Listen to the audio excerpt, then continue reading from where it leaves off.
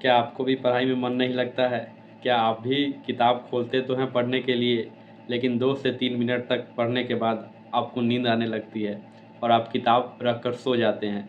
या आप दिन भर प्लान तो बनाते हैं कि आज खूब पढ़ना है, खूब याद करेंगे, खूब टेस्ट एग्ज़ाम देंगे, प्रिपरेशन करेंगे, लेकिन बस आप 10 से 5 मिनट के भीतर ही जो है आप पढ़ाई से बोर हो जाते हैं और आपका ध्यान कहीं और चला जाता है। अगर ये सारी समस्या आपकी भी है, तो ये समस्या सिर्फ़ आपकी नहीं, सब बच्चों की रहती है। एक टाइम पे मेरी भी थी और आने वाले सब बच्चों की रहेगी कि वो पढ़ाई में फ़ोकस लंबे समय तक कैसे कर पाएँ, इसमें सबको परेशानी होती है। अगर ये परेशानी आपको भी है, तो उसका निजात के लिए, उसके निवारण के लिए आज हम इस वीडियो को लेकर आए हैं। इसमें हम 5 टिप्स ऐसे देंगे जो पढ़ाई को करने में आपकी मदद करेगा, ध्यान को फ़ोकस करने में मदद करेगा और आप किसी भी पढ़ाई को जो है, किसी भी सब्जेक्ट को जो है, अगर उसका पालन करते हैं तो लंबे समय तक उसको आप पढ़ सकेंगे। तो चलिए वीडियो के साथ बने रहिए और लास्ट में जो है एक बेस्ट टिप्स भी मिलेगी आपको जो इसको और इम्प्रूव करेगी। तो वीडियो को लास्ट तक आपको बने रहना है और पूरा वीडियो देखिए और अच्छे से समझिए इसको। चलिए शुरू करते हैं। तो फर्स्ट टिप है यही कि आपके पढ़ाई का एक टाइम टेबल होना चाहिए। जी हाँ, सबसे बड़ी दिक्कत ये होती है कि बच्चे पढ़ने के लिए मन तो बना लेते हैं और बैठ जाते हैं और पढ़ना शुरू कर देते हैं और 5 मिनट बाद जो है उनका ध्यान भटक जाता है। कारण क्या होता है कि उनके पास सही टाइम टेबल नहीं होता है, सही दिनचर्या नहीं होती है उनको कि हमको कब पढ़ाई करनी है, कौन सा पढ़ाई कब करना है, किस सब्जेक्ट को पहले करना है, किस चीज़ को लास्ट में करना है। ये सारी टाइम टेबल ही उनके पास नहीं होती है, जिस कारण से जो है उनको बहुत दिक्कत होती है। उनका एक फिक्स्ड रूटीन नहीं होता है कि किस चीज़ को कब पढ़ना है। तो सबसे पहला काम है आपका कि आप जो है एक रूटीन बनाइए, एक रूटीन सेट कीजिए अपने इन्वायरमेंट के अकॉर्डिंग कि आप कितने देर कब से कब फ्री होते हैं, कब आपका क्लास ख़त्म होता है, कब आपके पास फ्री टाइम है। उस हिसाब से जो है 6 से 7 घंटे के बीच में आपको सोने का टाइम छोड़कर जो है, अगर आप एबल हैं तो इसको कम भी कर सकते हैं। उसको छोड़ करके बाकी के एक्स्ट्रा कामों को अलग रख के पहले आप अपने पढ़ाई का रूटीन सेट कीजिए और देखिए कि आप कितने घंटे तक पढ़ने के लिए एबल हैं, आपके पास टाइम है। बाकी के बचे हुए घंटों में जो है आप एक्स्ट्रा वर्क कीजिए, नहाइए धोइए, कोई काम है तो उसको काम करके निपटाइए और फिर वापस आके बैठ जाइए पढ़ने। क्योंकि आपको सबसे पहले ये जानकारी होनी चाहिए कि आप एक स्टूडेंट हैं और आपका पढ़ना ही सबसे बड़ा काम है। तो आप दूसरे चीज़ों के कामों को लेकर ज़्यादा सीरियस ना होकर अपने पढ़ाई के कामों को लेकर ज़्यादा सीरियस रहिएगा, तब ही आपका रूटीन आप जो है वो फॉलो कर सकते हैं। और रूटीन ऐसा सेट होना चाहिए कि हर जो है 40 से 45 मिनट का टाइम हो, उसके बाद 15 मिनट का ब्रेक हो, फिर दूसरा टाइम शुरू हो जाए। इस तरह करके आप रूटीन बना सकते हैं। और अगर आप इसको डिटेल में और जानना चाहते हैं तो मैं फिर कभी एक और एग्जाम्पल के तौर पे एक रूटीन लेकर आऊँगा आपको दिखाने के लिए। अभी बस इतना समझिए कि आपके पास जो टाइम बच रहा है सोने वाला छोड़कर, उस बाकी टाइम को आप अपने पढ़ाई में लगाइए, उनसे बचता है तो आप एक्स्ट्रा वर्क कीजिए। ये रहा पहला टिप्स, इसको आप आज ही रूटीन बना लीजिए। दूसरा टिप है कि आपके पढ़ाई का इन्वायरमेंट सबसे ज़्यादा मैटर करता है आपको लंबे समय तक टिके रहने के लिए। जी हाँ, जब तक आपके इन्वायरमेंट सही नहीं होंगे, इको फ्रेंडली नहीं होंगे, जब तक वो वातावरण शांत नहीं होगा, आप लंबे समय तक कितना ही अच्छा रूटीन क्यों ना बनाए हो, आप उसको फॉलो कभी लाइफ में नहीं कर पाइएगा। क्योंकि जब भी आप वो कोशिश कीजिएगा, नॉइज़ आएंगे, हल्ला गुल्ली आएगा, आपको डिस्ट्रैक्ट कर देगा। तो सबसे पहले ये भी फिक्स करना ज़रूरी है कि आप जहाँ पढ़ने का चुनाव कर रहे हैं वहाँ का माहौल शांत हो, हल्ला गुल्ली ना हो और आप देख सकते हैं कि हमको बार बार टोका ना जाए, जिससे बार बार पढ़ाई में से उठकर जब आप जाते हैं तो डिस्ट्रैक्शन हो जाता है, जिस कारण से आपके अंदर की भावना जो है या मोटिवेशन जो है वो ख़त्म हो जाती है। तो आप ऐसे जगह का चुनाव करें जहाँ पे आपको कोई रोक टोक ना करे।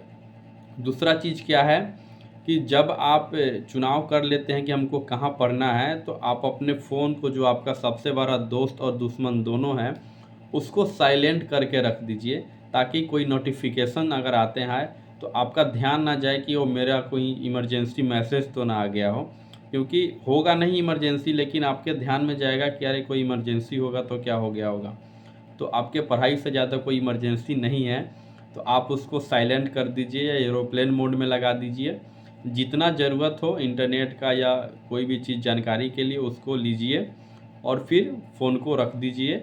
और एटमॉस्फेयर जो होना चाहिए, आपके जगह का चुनाव जो होना चाहिए वो एकदम शांत होना चाहिए। जो बच्चे लाइब्रेरी में जाके पढ़ सकते हैं वो सबसे बेस्ट है, क्योंकि वहाँ पे कोई जो है हल्ला गुल्ली होगा नहीं, सारे बच्चे पढ़ने वाले रहते हैं।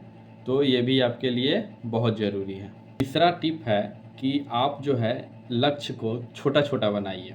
होता क्या है कि बच्चे सबसे ज़्यादा कन्फ्यूजन होती थी हमारे टाइम में भी, कि हम सारा चीज़ सेट कर लिए, हमारा रूटीन सेट हो गया, हमको इन्वायरमेंट अच्छा मिल गया, बैठ गए पढ़ने। अब सवाल ये है कि मैं बैठूँ तो बैठने के बाद पढूँ क्या उस सब्जेक्ट में। होता क्या था कि बच्चे लेटे थे, शुरुआत से एकदम लग गए, चैप्टर 1 से पढ़ना शुरू कर दिया। यही गलती करते थे हम लोग भी, कि हम लोग एक बार में पूरा मोटा चैप्टर है तो लगे पूरा उसको पढ़ने और याद करने। ऐसा नहीं करना है आपको।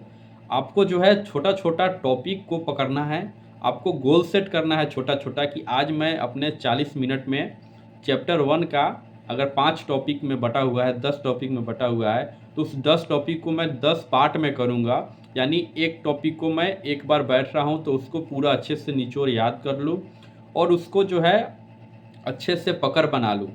और दूसरे टॉपिक पर ध्यान कब देना है, जब आपका पहला टॉपिक कंप्लीट हो जाए। ऐसे करके आपको 10 टॉपिक को कंप्लीट करना है 10 बार में, तब जाके आपका एक बड़ा सा चैप्टर समाप्त होगा और कवर होगा। कभी भी ये कोशिश नहीं करनी है कि आपको एक चैप्टर को पूरा एक ही दिन में ख़त्म कर दे, अगर पूरे बुक में 10 चैप्टर है तो। ऐसा नहीं करना है, छोटे छोटे गोल बनाने हैं, लक्ष्य बनाने हैं। बेनिफिट क्या होता है इससे, कि आपको अचीवमेंट की भावना आती है कि आज मैंने पढ़ा है और वो पूरा टॉपिक ख़त्म कर दिया है, जिससे कल होके जो है आपके अंदर मोटिवेशन मिलेगा कि मैं आज भी इस चैप्टर को ख़त्म कर दूंगा, टॉपिक को। और धीरे धीरे करके आपका मन लगने लगेगा कि मैं जो काम ठानता हूँ या जो मैं लक्ष्य को रख रहा हूँ उसको मैं पूरा करता हूँ। होता क्या है कि जो पूरा नहीं होता है ना, तब डिमोटिवेशन मिलता है और वहीं पे हमारा मन लगना बंद हो जाता है। तो जब आप छोटे छोटे अचीवमेंट प्राप्त कीजिएगा तो मन लगने लगेगा धीरे धीरे। बेसिक पीछे का कारण यही है कि आपका मन लगाना है। मन कब लगेगा, जब आप अंदर से मोटिवेट होंगे। तो आपको छोटे छोटे लक्ष्य बनाने हैं। चौथा टिप्स है कि आप एक्टिव लर्निंग कीजिए। एक्टिव लर्निंग होता क्या है, शुरू से हम लोग ये पूछते आ रहे हैं कि भाई तुम इतना याद कैसे कर लेते हो, इतने दिन तक याद कैसे रह जाता है। इसका बेसिक कारण यही है कि आप जो भी रटते हैं वो शॉर्ट टर्म के लिए याद होता है, लेकिन अगर आप उसी रटे हुए या याद किए हुए चीज़ों को अगर आप अपने कॉपी पर लिख लेते हैं या उसका नोट्स बना लेते हैं, तो वो चीज़ आपके परमानेंट मेमोरी में जाकर बैठ जाती है। तो एक्टिव लर्निंग में आप इंक्लूड क्या करेंगे कि आप जो भी नोट्स वगैरह पढ़ रहे हैं या जो भी किताब या जो भी टॉपिक आप पढ़ रहे हैं, किसी भी सब्जेक्ट का हो, मैटर नहीं करता है, आप उसको पेज पर, एक सादा पेज पर लेकर अपने शब्दों में लिखिए। गलत हो, सही हो, एक्स्ट्रा वर्ड जोड़िए या शॉर्ट कीजिए, मैटर नहीं करता है, लेकिन आप उस टॉपिक के संक्षेप को ज़रूर लिखिए कि उस टॉपिक में आपने जो पढ़ा है उसमें से आपको कितने वर्ड याद हुए हैं।